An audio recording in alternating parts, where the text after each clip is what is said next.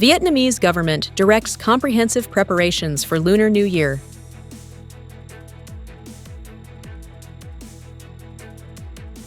President Zelensky reveals conditions for holding elections in Ukraine.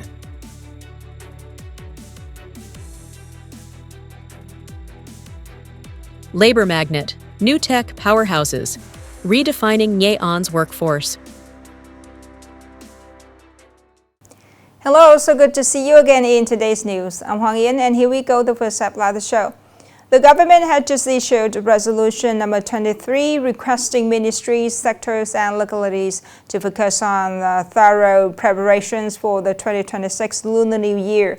The core objective is to care for the material and spiritual lives of the citizens, ensuring that every individual and every household can enjoy spring festivities and the Tet holiday. As 2026 marks the first year of implementing the 14th National Party Congress resolution, with an ambitious goal of double-digit growth, the government has directed localities to provide timely support to disadvantaged groups and strictly manage passenger transport and ticket prices during the year-end peak. Simultaneously, authorities are to proactively plan for the election of the 16th National Assembly and People's Councils at all levels for the 2026-2031 tenure. Localities are authorized to organize fireworks displays based on actual conditions, ensuring safety and cost-effectiveness while renovating urban areas to be bright, green, clean, and beautiful.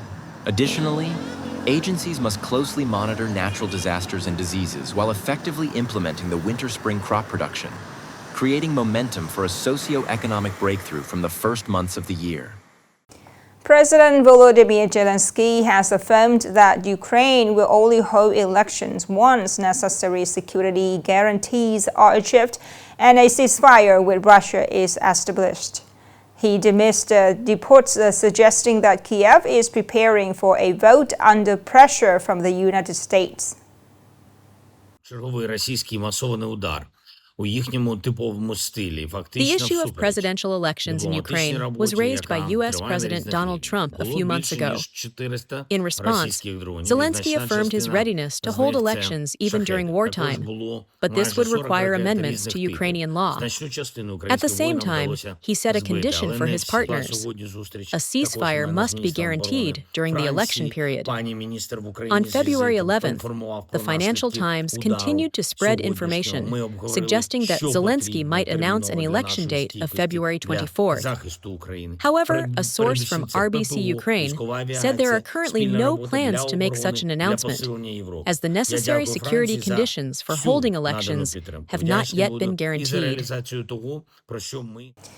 U.S. President Donald Trump stated that a meeting lasting over 2.5 hours with Israeli Prime Minister Benjamin Netanyahu at the White House on February 11 failed to reach any decisive agreement on how to handle the Iran issue.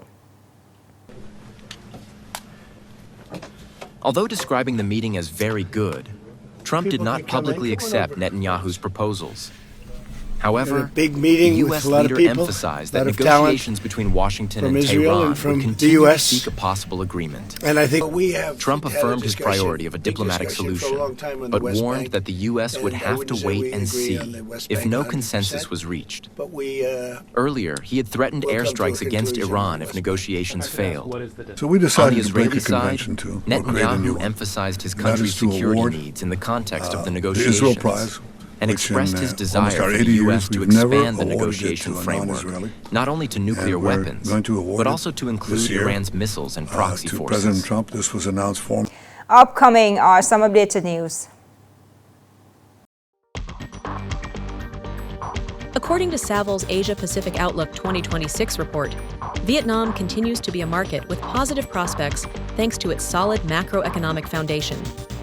GDP growth has seen an impressive recovery, rising from 7.1% in 2024 to 8.02% in 2025. Notably, GDP per capita has surpassed $5,000, fueling the growth of the middle class and strong domestic demand. Vietnam's attractiveness also stems from high-quality FDI inflows, reaching record disbursements in 2025. with a total registered capital of approximately 40 billion. Industrial real estate, Grade A office, and logistics segments are benefiting greatly from the China Plus One strategy and trade agreements, such as the EVFTA. Furthermore, the increased public investment in key infrastructure, such as Longthan Airport and the North-South Expressway, is creating new growth poles, strengthening long-term confidence for international investors in the global supply chain.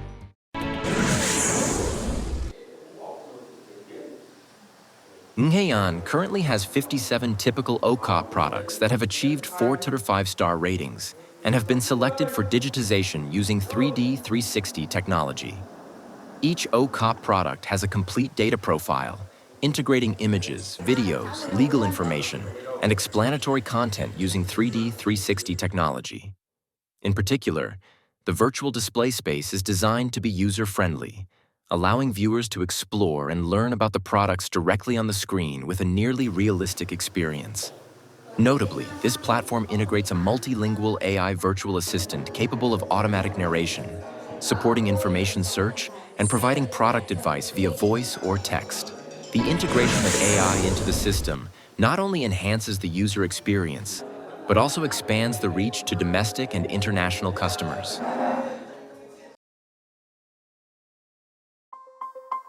A send-off ceremony of the Bringing Tet Home program for disadvantaged students and laborers returning to their hometowns to celebrate the Lunar New Year took place at the Youth Cultural House in Ho Chi Minh City. Program presented 4,230 bus tickets along with Tet gift packages to beneficiaries currently studying and working in Ho Chi Minh City and Dong Nai Province, enabling them to return home to Dak Lak, Gia Lai, Quang Ngai, Da Nang, Hue, Quang Tri, Ha Tin, and Nghe An. Over the past 5 years, the initiative has provided more than 20,400 round-trip tickets, including over 3,380 round-trip air tickets, more than 16,740 round-trip bus tickets, and 275 round-trip train tickets. These tickets not only spread the spirit of sharing, but also provide motivation for students and disadvantaged laborers to celebrate Tet with their families.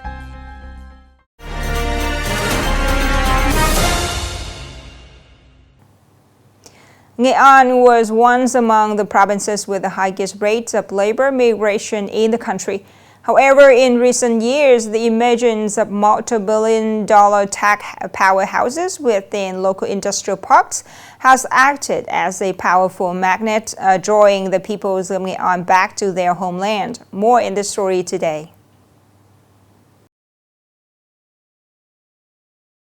After nearly a year of operation, Sunny Automotive Opatech Vina at WHA Industrial Zone Nghe An has recruited nearly 300 employees. Among them are many highly skilled workers with years of experience at major tech giants in Hanoi and Bac Ninh, such as Panasonic and Samsung. I get to work close to home and stay near my family. My income is around 10 to 12 million VND, but since I'm local, I don't have to worry about rent or commuting costs. With 7 large-scale projects and a total investment nearing $1.2 billion covering over 90 hectares at VSI Nghe An, the high-tech industrial megacity within the luxury ecosystem currently employs 28,000 staff and workers. Many of these employees are returning from overseas or from other major industrial hubs across the country. I decided to move back to my hometown to find work and settle down here. It allows me to be close to my family, especially my wife and children. After a period of learning and being trained by my supervisors, I've progressed from a worker to now training for a management role. Through strategic steps, from perfecting transport infrastructure and regional connectivity to creating a transparent investment environment, Nghe An is asserting its position as a new epicenter for foreign direct investment, FDI. This FDI surge is directly restructuring Nghe An's labor market. The influx of electronics, semiconductor, and clean energy corporations is ushering in a new era, the era of high-skilled labor, We are currently cooperating in training high-tech human resources. We hope the authorities will provide support schemes to create even more favorable conditions for recruiting and attracting top talent. We are building a professional and friendly working environment where employees are fully insured and provided with opportunities for advanced vocational training, career growth, and long-term commitment. The allure of FDI lies not only in growth figures, but in the visible flow of people returning home. As the saying goes, birds settle on fertile land. Workers in Nghe An no longer need to travel far to make a living, and even out-of-province workers are now choosing this land as their destination. This shift is the clearest evidence of a sustainable labor market, where faith in local development is creating new life values right at home. The last story, it is ended our news today. Thank you so much for your attention. Goodbye for now.